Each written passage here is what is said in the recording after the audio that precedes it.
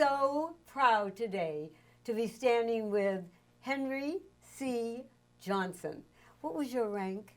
Sergeant. Sergeant Henry C. Johnson, a Montford Point Marine. I'm going to let him sing a couple of songs for all of you, and then we're going to talk. You got it. God bless you, and thank you for your service. Thank you so much. Thank you.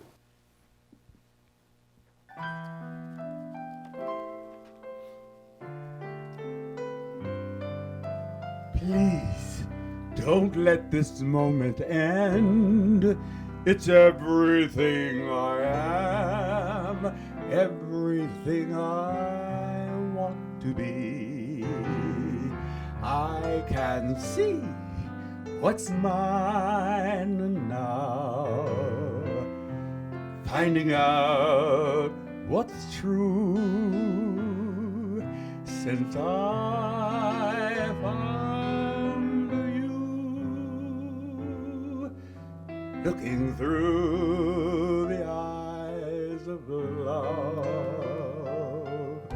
Now, I can take the time, yes, I can see my life as it comes up shining now, reaching out to touch you. I can feel so much since I found you,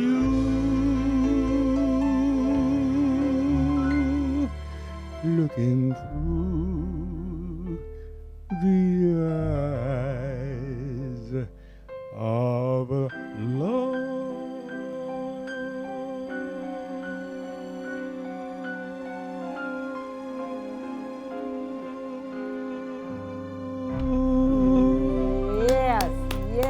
Yes, yes. Woo! Yes. More, please. On a wonderful day like today, I defy any clouds to appear in the sky. Dare any raindrops to plop in my eye. On a wonderful day like today, let me take this occasion to say that the whole human race should fall down on its knees. Say that they're grateful for mornings like these. On a wonderful day like today. Ooh, yes. I am like, wow, blown away. First of all, how young are you, Sergeant Henry? I am 90 years old. 90 is young. We'll 90 be is 90. Yes. Well seasoned. Yes, well seasoned. 91 will be November the 3rd of this year. I'll be 91. Well, you're a little teeny tiny bit older than I am. Oh, because I'll be 87 in September. So we really make a really good team. Oh my. Yes, oh my. Yeah. We will be right back with our dear sergeant here, a Montford Marine, and his other friends in about 2 minutes. We're going to get everybody together. Wait till you meet our Montford 4-Point Marines.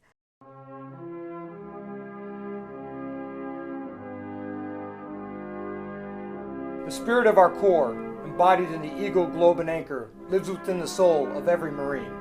This spirit is born through arduous rite of passage at boot camp and officer training, after which a young man or woman is called a United States Marine for the first time. Our ethos has been shaped by ordinary men and women, patriots who showed extraordinary leadership and courage, both physical and moral. From 1942 to 1949, approximately 20,000 African American men enlisted in the Marine Corps at a time when our nation was at war and the country and military services were resistant to integration. They came from the North and from the South, from all walks of life. They came for different reasons.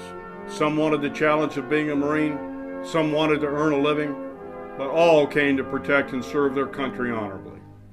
They arrived on a rugged and heavily wooded 5.5-acre site near Jacksonville, North Carolina, called Montford Point. The first group of these pioneering Marines built the now famous camp of wooden huts. Others that followed fell in on their handiwork. They braved a variety of threats, everything from the swagger sticks of tough drill instructors to the snakes and the mosquitoes, and even those bears that inhabited the land. In many cases, they were challenged harder than their white counterparts, entering the Corps at the same time. These brave Marines served with honor during a critical period in our nation's history, fighting in some of the bloodiest struggles in the Pacific, Saipan, Iwo Jima, and Okinawa. Some died in these epic island battles. Many others continued their service in the colds of Korea and the jungles of Vietnam. Many Montford Point veterans, men like Gilbert Hashmark Johnson, Edgar Huff, and Frederick C. Branch, are now legends in the rich history of the Marine Corps. We're back with all red, white, and blue today, because I am sitting here with Chaplain Dove. I know he is absolutely in another world, and so am I, with the pride we have in having all these phenomenal gentlemen. And they are the Montford Point Marine Corps. And the ones that are in back of me are original gentlemen. Each one will tell you their rank, all about themselves. I'm now going to talk to a gentleman who is a child compared to my friends in the back here. A child. Larry Michael Johnson. And you were in the service 23 years. Yes. As a master sergeant. No, I was a staff sergeant. Staff at the time of sergeant. retirement. The staff sergeants run the military. I get it. So the others may have a few more stripes, Right. but it's staff sergeant. I'm learning. Well, he certainly runs this group phenomenal well. So tell me about yourself. When did you join? Well, basically, my name is Larry Michael Johnson. Of course, I enlisted in the Marine Corps in 1972 at the age of 18. I was immediately went through boot camp in Paris Island, South Carolina. From there, infantry training in California. And from there, I went straight towards Vietnam for the Vietnam War in 1973. Wow. The war ended. We was reassigned. I was brought back to the States, and I started my career as a infantry Marine and also as a Marine security specialist. Uh-huh. And that's what I did for the next 20-some years until I retired in 1996 at the rank of staff sergeant, and my last assignment was military mishap investigator specialist. After I left the Marine Corps, I engaged myself in joining the police department. Oh, wow. I joined the San Bernardino County Sheriff as a deputy sheriff and served for a number of years in Ontario, San Bernardino, and Barstow, and then into Monterey Park. And now, how did you begin to get with this adorable group in the back of us? Well, I knew about the Montford Point Marines way back in 1976 when I was first stationed in Camp Lejeune at Camp Johnson. And once I retired in 96, I attended a meeting, and these fine gentlemen here immediately took me under their wing, and they started grooming me to be their leader. I love My that. initial start off was the Sergeant at Arms in the association. And what's the name of the association again? Association is the National Montford Point Marine Association, Los Angeles chapter number 8. And they're coming up on 54 years, am I correct? We're having our 54th year anniversary, but Right. before we get into that, we have to establish ourselves as an association. That was established in 1965 with these gentlemen behind me as well. And from 65 to now is 54 years of consecutive, as we say, camaraderie. Am I right, Michael, that the Montford Point Marines started in 1942? Yes. Okay, and I think Franklin Delano Roosevelt was the one that signed. Executive Order 80 Yes, too. there you go. Okay, I'm trying to get all this out that I remember because it's history, and it's fabulous history. Well, I think our audience out there, I think they're ready to meet the gentleman in the back. Okay, so Mr. Reed, I'm going to ask you your name And we'll begin with that, and then your year that you entered. My name is Robert Reed. I entered the Marine Corps in 1948. I was a sergeant, and I was being assigned to Marine Corps Air Station, Kaneohe, in Hawaii. They had just opened up the base, and I was the section leader of the crash firefighting and rescue. Oh, I was the only black guy on that base. really? Stood out like a sore thumb. Yeah. So the section officer, Mr. Donnelly, he said, Sergeant Reed, you've got a good background. How did you get it? I said, I earned it, sir. He says, I guess you did. He says, you're going to have to take care of all these troops. I said, I'm well aware of sergeant's duty, sir. He says, you're a smart sucker, too, aren't you? I said, no, sir. I'm just positive about my position, what I do, what I'm supposed to do. I know what a sergeant's supposed to do with his troops, and that's all I'm doing. Good. Well, so far, he says, you've impressed me. I served for 26 years. Wow. I retired as a Master Gunnery Sergeant. My age presently is 89 years of age. And what you did when you came out, Yeah, what'd you do?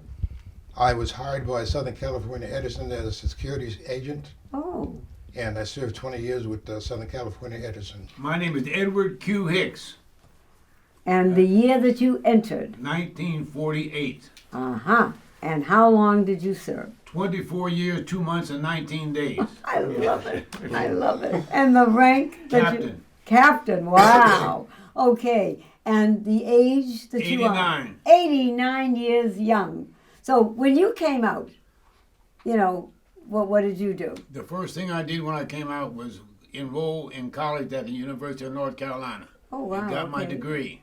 Okay. And then after that, I moved to California, and I also got employed with Southern California Edison as a security supervisor. Oh, I my stayed there goodness. for 15 and a half years. Wow. Then I got involved in the insurance business and stock business, and I had an insurance and security business for 43 years. I finally retired from that in 2016. How did you feel when you went to boot camp and realized that everyone there was like you? You were in a segregated camp.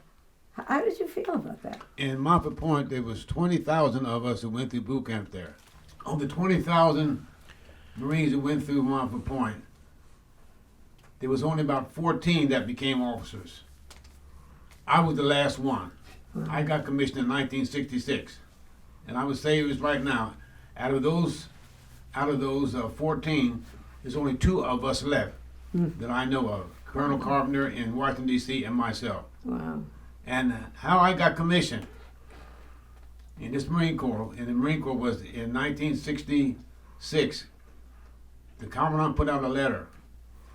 I was stationed in Philadelphia, and he put out a letter and said, any senior staff NCOs have to write me a letter and tell me why they don't want to become officers or accept applying for one, because we're losing too many officers in Vietnam. Where I was stationed in Philadelphia, there was about 14 staff NCOs, and when the sergeant major read that, he said, go home over the weekend, talk over with your family, and come back Tuesday, and if you want to apply, sign your name on this list. If you don't want to apply, have me a letter ready to send to the commandant. When he got done, I said, Sergeant Major, where's the list? He said, here. I said, he said, wait a minute. You have not been home to sign, to talk it over. I said, Sergeant Major, you don't understand. Anytime a black man has a chance to become an officer in this man's Marine Corps, he better sign the paper or he's stupid. I love it. Now, everybody, you recognize our dear friend Henry C. Johnson from just before in his performance singing those phenomenal songs. Henry, you already have an audience out here now. So tell us first, what year did you go in? I went in 1946. Okay. And what rank were you? Well, I was just a private first class there, a private rather then. Okay. Yeah, I'll be 91 in November. I want to know your feelings when you went to Montford Point, when you realized that they were segregated. How did you feel about that? I mean, here you're giving your time, your energy to be a Marine, and now you're in a segregated Corps. I mean, how did you feel about that?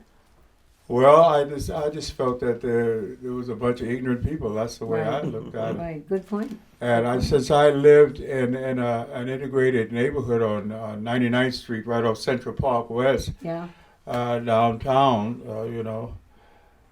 we didn't experience anything like that. So I didn't let it affect me. Good. The next gentleman is. My name is Von Harold Whitworth. I like that. And what year did you enter? I entered 1943. Wow. Actually, I was drafted. It wasn't a decision of mine. Interesting. Okay. And how long did you serve there? I was in during World War II. I was discharged in 1946 after doing 2.5 years overseas. Okay. And what rank?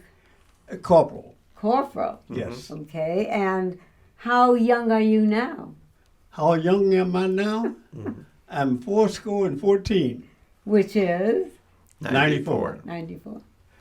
When I came out of the service after being raised up in the segregated South, I came from the farm in North Carolina to Los Angeles, California. There I got a job with Lockheed Aircraft Corporation. Oh, okay. And part of that time was spent in the so-called skunk works that you might have heard of. Yes. Yeah. I worked for Lockheed for 37.5 years before retiring. In 1949, Truman signed the desegregation order. Regulation. All Yeah. armed forces. EDU2. Now, did that go into effect right away, or did each different base take their time in doing it? I'll let Bob Reed answer that No. question. It depended on who the commanding officer was Ah. and who your section leader was. Because a lot of the times, the commanding officer, he was, most of them, especially the Marine Corps, they're from the South to begin with, and they didn't mind segregation.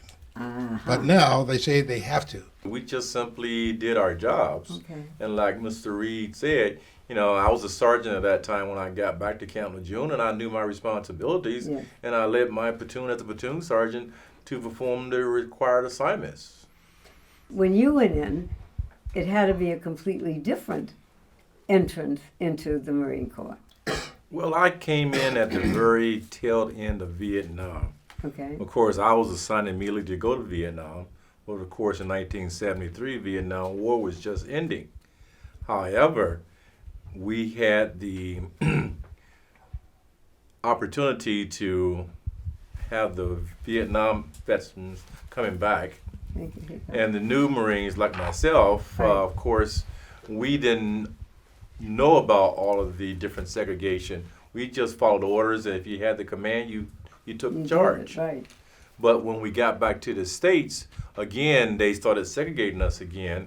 I got sent, of course, to Camp Lejeune, where, again, they put all the blacks on one side and the whites on the other. Really? So even though in 72, it was still in the commanding officer discretion as to where we go. Right. We're here today. It is 2019.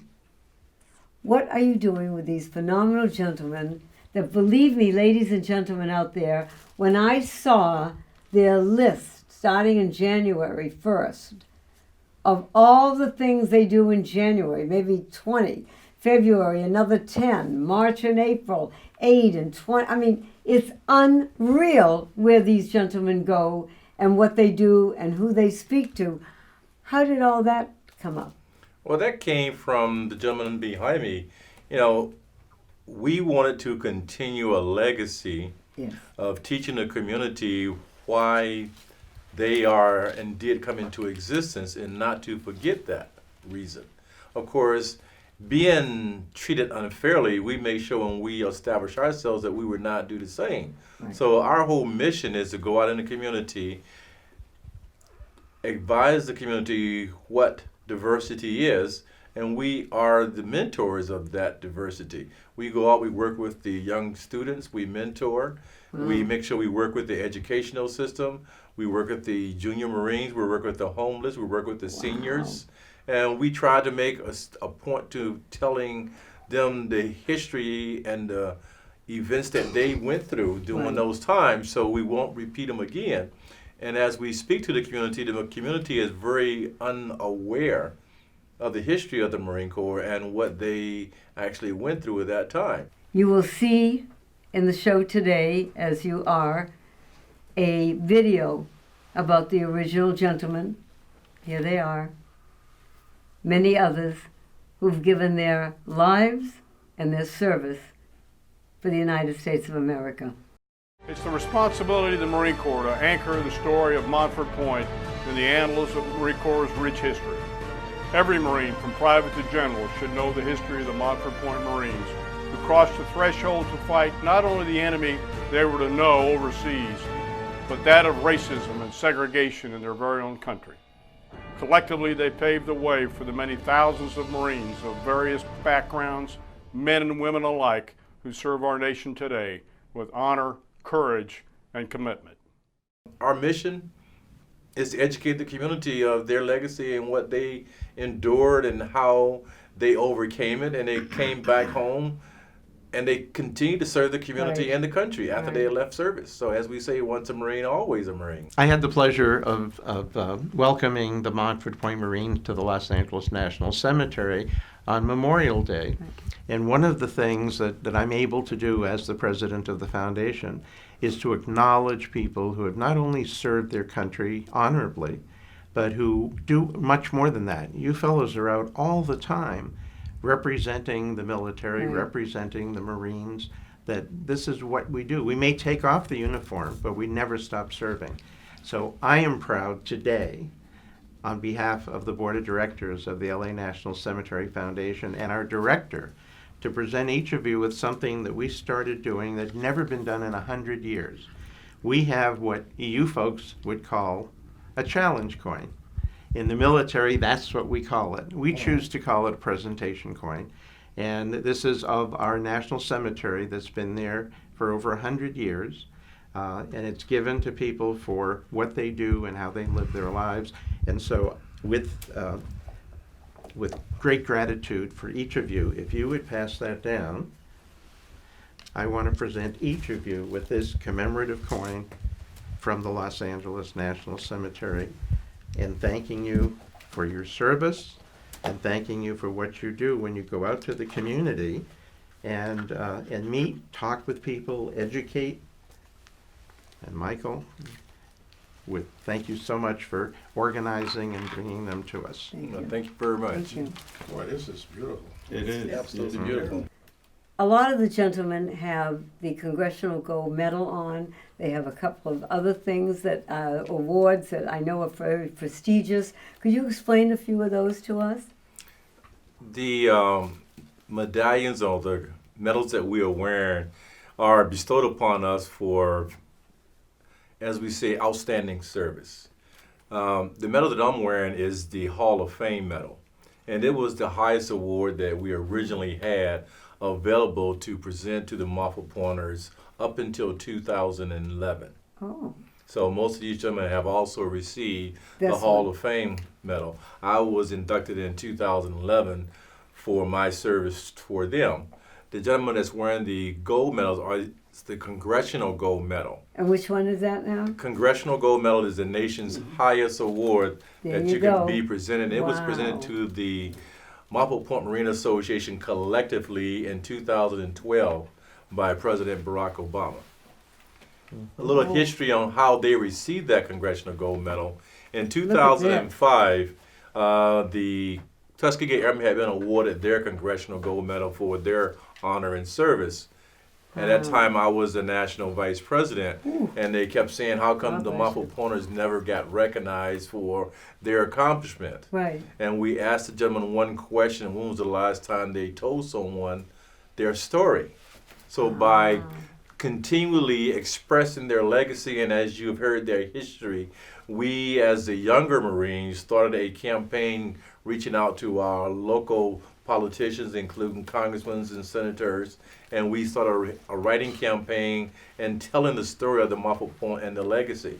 And with that being so aggressively done by each of us throughout Right. the entire United States, it finally got to be a bill in Congress in 2011, and it got signed by President Obama on November the 11th in 2011, and it took another 6 months to get it approved through Congress, and then officially on June 27, 2012, Right. there were 401 of these gentlemen that was invited to the national capital, Wow. and they were each presented with their own replica of the Congressional Gold Medal by President Obama, Nancy Pelosi, and the Fabulous. entire Congress of the United States. Well deserved. I am so proud, but not only of the thought that you guys went in and you survived, quote unquote, all the stuff in boot camp, and I'm sure all the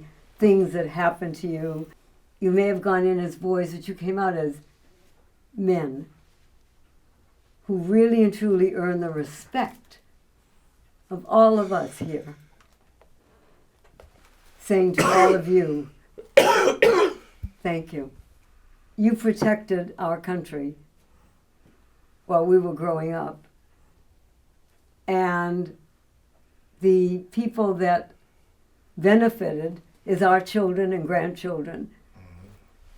And the legacy that you're trying to keep on going, we wish you luck. How does one help, Michael? Where can they, if they want to donate, if they want to volunteer, if they want to do something, where can they find out more about all this? We have our national website. It is montfordmarines.org. Say that again to everyone. Our national website is montfordmarines.org. We are a 501c nonprofit veterans organization. We are eligible to receive donations of any amount. We use those donations towards continuing the legacy. We do it in educational programs and mentoring programs and public speaking. Collectively, you know, what you have here today is 77 years of continuous military service between all five of us. Wow. And that's something that, you know, you won't ordinarily see a That's lot. right. And we ask everyone to continue to pass on the legacy of the association. Like again, our website is our most direct way, but most of it is by word of mouth. Today, how many of the original Montford Marines are still surviving? Approximately about 250 that we know of at this time. Okay. The original gentlemen, here they are, many others who've given their lives and their service for the United States of America. Because we are so proud today to have you guys with us, because you're real and you represent who we all are. We will see all of you next time. God bless you, and God bless our gentlemen here. I'm gonna live till I die. I'm gonna laugh